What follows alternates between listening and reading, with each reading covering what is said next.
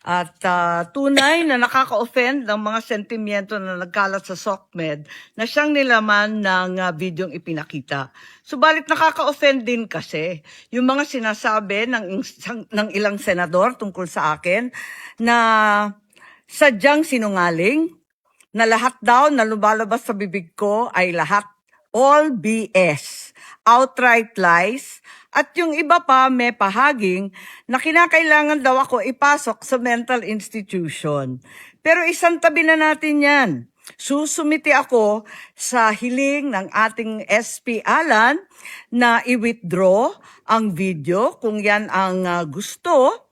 Sana kapalit niyan, ipangako natin lahat sa ating taong bayan na walang term extension na mangyayari at na may eleksyon sa 2028. Yun lang po ang aking hinihiling.